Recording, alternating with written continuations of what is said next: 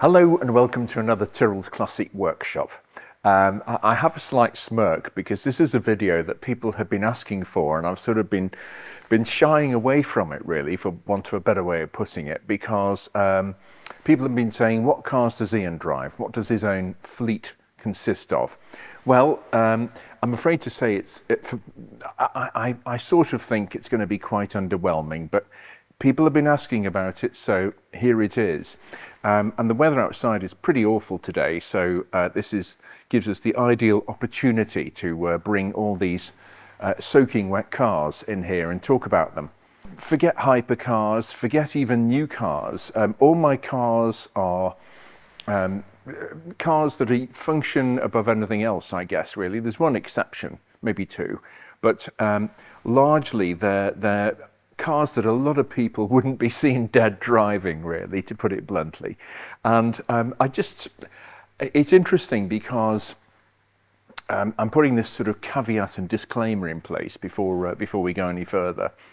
I'm not particularly precious about what I drive every day. In fact, in some ways, the more inconspicuous, the better, really, because when I was in the 1980s, as my everyday transport, I had a Toyota Corolla 1.3 litre, and I actually really enjoyed that car because I could obviously think the world was a different place. You could get away with a lot more speed-wise in the 80s. But if I carved somebody up on the road or did something horrendous or drove too fast, it wasn't frowned upon because it was the Toyota Corolla. If I did it in a Ferrari Testarossa, it was frowned upon. So there's a sort of advantage to being incognito.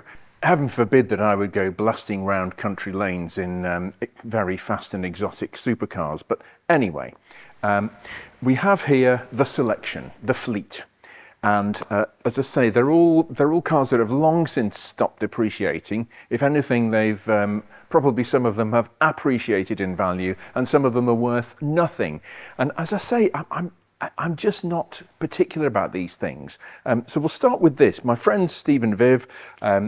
Steve is a music producer. He's one of my best pals. We've been pals for nearly 40 years. And he and I work together in the studio. And this is a plug for my latest song, Take Time Out, which is downloadable on 40 platforms now, if you're interested. Have a listen. But this was Steve and Viv's. This was their sort of run around. It's a 57 Reg Passat 2-litre TDI manual, and it's quite a high-spec car. It's got everything apart from automatic transmission, metallic paint, a sunroof, and a multifunction steering wheel.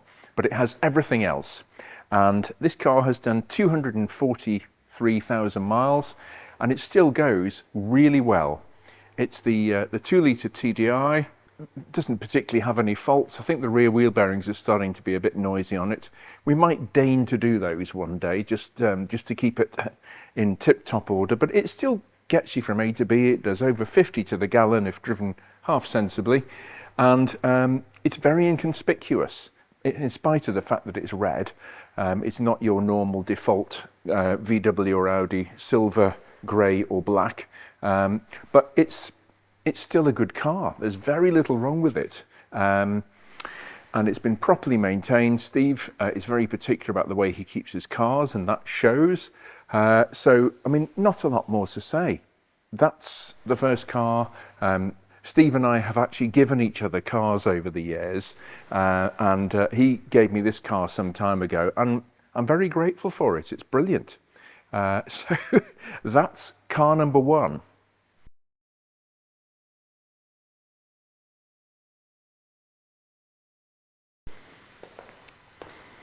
Well, here we have victim number two. This is another car which I actually like very much. This is a Mercedes E-Class E320 CDI. So it's the 3-litre, very odd 72-degree V6 engine, diesel engine that Mercedes came up with in about 2004, I think, 2005. This is one of the first of those. It's a 2006 car. And again, it's done a huge mileage. This has done 37,000 miles, something like that, but it's been very well looked after. We've had this car some time. I like it because it's not, again, it's not on a private or personalised registration number. It's just a 57 registered car in the UK, 2007, for anybody else in the world. And we've had to do the odd thing to it. New headlights, because they'd bloomed and faded with age. But otherwise, what you see is what you get. My friends Christopher and Althea looked after this car very well. They had it for a long time, and they really kept on top of it. It's got an oil leak on the engine, which is the oil cooler in the crotch of the V in the centre, which is a big job to change, actually, the gasket on that. It's about 10 hours work. So we've put that off and put that off in very traditional mechanics way of doing things. And but the car is brilliant. I mean, it does over 40 to the gallon on a run of diesel, and it'll still do, not that I've tried this, but this is chipped up, this car, so it will do, the standard car does 150 miles an hour. This will do a touch more, and 0 to 60, I think, in 6.5 seconds, which is, perfectly usable, really. But it's also extremely comfortable. It's got the Motor Trade pile warm, heated seats, and it's generally a good bit of kit. So again, very utilitarian. It's grey metallic. You can miss it in a crowd. I'm not bothered about leaving it anywhere. It's pretty immaculate, but by the same token, it's not the end of the world if it gets damaged. Not like a new car. Yeah, that's car number 2. Well, this is vehicle number 3. This is, it's so funny. Harry Metcalf, who of course got me started with this channel, and I have had many conversations about Range Rover, and he's turned up here to film his Espada and Countach engine restoration videos in various Land Rover products. We've had a good look round them and a talk about them. But he likes his old L32 Range Rover. And in fact, he made a video recently which has had a lot of views about visiting Jeremy Clarkson and talking about Range Rovers. And they did indeed. It turns out Mr. C also has one of these L322 generation Range Rovers. And funnily enough, so do I. So I bought this some years ago from a boxer in Holloway. Very amusing. I went to pick it up, went down to Euston Station, and there was a bit of road rage going on at a junction with somebody and us in the Range Rover, and this guy was getting very angsty for no good reason. And I thought to myself, you really don't want to get out of your car and start having a go at this guy, because I wouldn't have wanted to have a go at him. But just an amusing story. But anyway, great car this. It's the 4.2 Supercharged. I paid £5,500 for this car in 2018, 19, and it served me very well. I had to have an automatic transmission rebuild, but otherwise it's in really good shape. It's about to need some rust rectification at the back end, but this was sort of the top of the range, I think, at the time, the 4.2 Supercharged. It's got everything in it, every option imaginable. And it's done 123,000 miles, and I think it had done about 105 when I got it, so it's thick end with 20,000 miles. It's still worth at least what I paid for it. We don't talk about the fuel consumption. You're talking high teens, 20 on a run, something like that, but I don't use it that often. It's just a nice car to go cruising around in if you go for a weekend away or something like that. It's nice to have a bit of a treat. You're sat high, you can see plenty, read the road ahead, you can look over hedges that some other people can't. It's just a really, I find them a very nice place to be. The interesting thing is, I've thought about what do I do? Do I get rid of this and upgrade to the next generation, the L405? But they're actually, I find them not quite as comfortable to sit in as this. And also, they're between 7 and 8 inches wider than this model, depending on which one you get, which mirrors they've got on them.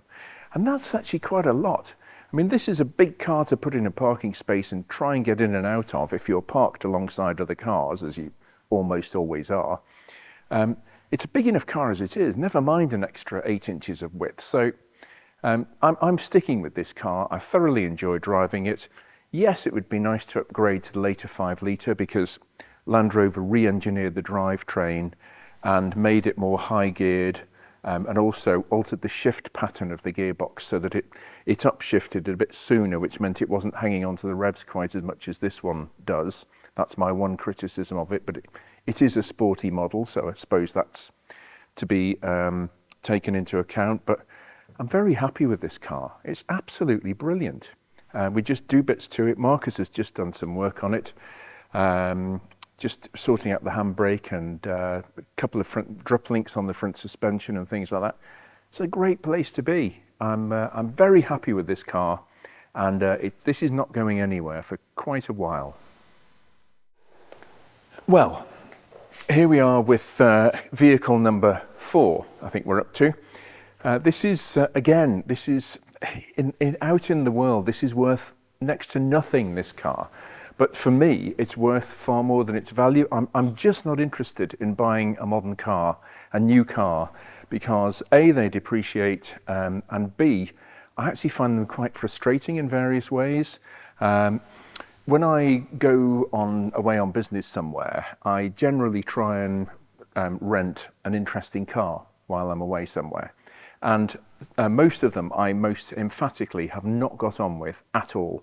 The only exception is a few years ago, I managed to rent in Italy a Fiat 124 Spider Abarth, and I absolutely loved that car. It was full of character, really, really great little car. But I would never contemplate buying a new Mercedes SL. I think they look dog ugly. I'm sure the engineering's wonderful. I find them too nannying. They do 90% of the things for you, which I have to say, I'm not really into that. I'd rather, I do know how to actually operate a motor car and would prefer to be driving it myself. So that leads us to this car. This is a Mercedes W230 500 or SL500. Let's get it the right way around. And this is a 2003 car, so it's one of the first W230s, 5 litre V8, but it's in very, very good condition. It really is. And I paid £4,500 for this car from a surgeon who had spec'd it up new. It's got every option, almost every option available, panoramic roof, etc., etc. And I did take an SL55 AMG in part exchange against a car many years ago and liked it and enjoyed it. I went out for a couple of drives in it with pals while I had it. But I found the whole thing was, in terms of an everyday car, it was quite exhausting to drive, pun intended, because the exhaust was actually, the engine note at the exhaust was actually quite boomy and quite loud. And for me, that was, for an everyday car, for getting from A to B without necessarily having my ears bent and my senses tickled and all the rest of it, it was just a bit too much. Nice car, the SL55 AMG, but I actually prefer the really subtle, quiet exhaust note of this car. Strangely enough, call me old-fashioned, call me an old man, I can take it. But this car, it still does everything okay. I had some problems with the suspension, the ABC, automatic body control, which is fluid rather than air, like the lesser models. The pump, getting a pump for that was a job and a half, but it's on, it's done. And we've enjoyed some trips away in this. This again has done 123,000 miles, full Mercedes history. When I bought it, we changed the crankshaft pulley on it. We did a couple of other things. It was starting to delaminate between the outer pulley and the inner pulley. There's a rubber cushion to act as a soft mounting for the dampener. That was coming loose. A couple of other jobs, but again, it's no trouble, this car, and you can't get the parts for them, which is why they're so cheap. Mercedes-Benz don't have the parts infrastructure that they had 10, 20 years ago. You could almost buy any part for any car then. That's definitely not the case now. But that notwithstanding, if I'm in the fortunate position then that we can shop around, get bits for it, if necessary, patch it up, keep it on the road. But again, a very enjoyable car. I happen to think it's one of the most elegant late Mercedes SLs. I think the ones after this, They looked as though they'd been designed by half a dozen people who only met in a room after they'd each finished their little projects, and sort of came together as a bit of a collaboration of lines and curves that didn't really harmonise. So I'm consider this a very elegant car. Reasonable boot space. It's also got the beautiful fitted luggage behind the seats, which is fantastic. Just take that in the house, pack it with stuff, put it in the car, off you go. So there we are. That's the Mercedes SL500. Well, here's the next one in the fleet. And this time things are getting a little more interesting and a little more mainstream to what the material we've covered in the past, what we generally get in the workshop, I guess. Ferrari 360 Spider. This car I managed to acquire some years ago, and it had been left in a garage when it was 1 year old or thereabouts, and it was in the garage for 20 years untouched. I don't know the background to the story, I have no idea, but as a result the garage was extremely damp, I mean very damp, and as a result this car was in a very poor state, in particular electrically, because the water had got in everywhere. Give you some idea, the instruments all had puddles in the bottom of them. It was so damp. And with the heat and the cooling of the weather, the British climate, the whole car had just sweated, really. I'm not selling it very well, and I have no intention of selling it very well. In fact, I have no intention of selling it full stop, because on several occasions, I thought to myself, I managed to get this car for a very cheap price, sort of almost it's less than its breaking value. And I thought to myself, what do I do with this car? Do I try and bring it back to life? And that's what we've done for the last 3 years or so. This has been a back-burning project. We've brought it back to life, and it's done 14,000 miles only before it was laid up. And we've literally gone through the car, every last bit, the ABS unit, every ECU on the car, every wiring connector. It was a real job of work, and in fact the bodywork is still very scabby in places where the dampness has just got at it with age. And Ryan, our painter, is going to do that and cheer it up. But the funny thing is, the interior is cleaned up incredibly well. It's like new almost. And the whole car has actually come to life really well. I thought about doing a YouTube series on it, but there are so many other people who have brought Ferraris back to life on YouTube. Nothing against them, more power to them for that. But it was just a lot of trouble to keep doing this in between jobs, and we weren't sure where we're up to. So the net result is this car now starts and runs and drives absolutely beautifully. It's like a new 360. And if I had chosen to spec one up myself, I would probably have gone for Tour de France blue, tan interior, with carbon racing seats, manual gearbox, and the wing shields, and the Challenge grille at the back. It's almost my perfect 350 specification. I like open-top motoring, as you might have gathered with the Merc. So this car has responded to all those hours of painstaking work beautifully, and I have to thank Adam Eyre from AE Performance in Knutsford in Cheshire for getting to grips with the more modern parts of the car, particularly electronically, which we couldn't. This is not our core business, but I'm super, super happy with this car. It's an absolute delight. We've got it working properly. It really is working properly. No faults with it at all. Very happy with this car. So we're just going to move on to the next car in the fleet now. Well, no Tyrrell Classic Workshop video would be complete without a Lamborghini, seemingly. And this one is no exception. This is the final car in our little fleet. And this is obviously a Lamborghini Espada. It's a Series 1 right-hand drive car, which is incredibly rare. I think they made 7, something like that. This car has arrived in red, as you can see. The original colour is Celeste Speciale, which is a beautiful light blue, sort of aquamarine, turquoisey metallic, with quite a heavy flake. So it's going back to that colour, and it's going to look, I think, stunning in that colour. I couldn't think of a better colour for an Espada, really. So we're just gradually, as ever, this car gets pushed to the back of the queue. It's taking an age to do anything to it. Craig, I was hoping that Craig would have to retrim the interior, because I'm actually not a fan of black interiors, but the leather is absolutely beautiful. It really is. It survived incredibly well, and we think it's the factory leather. So we're not going to touch that. And it won't go too badly with the light blue metallic, but we're going to just gradually do this car. I'm doing a bit in between jobs, buying some pistons from our friends in the US, CP Carrillo, putting those in the engine, just slowly bringing it back to life. But yeah, as sort of technical officer of the Lamborghini Club UK, I need to have a Lamborghini for credibility reasons, of course. So here it is. So yeah, there it is. That's the fleet. It may or may not be what you expected, but there's the honest truth. I don't have to drive around in something new and flashy.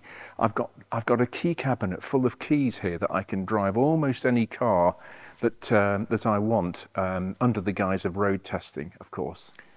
Well, there are some other vehicles in the Tyrrell fleet, but I haven't covered those in this video. I've just stuck with the cars, so we'll have to do something around those in the near future.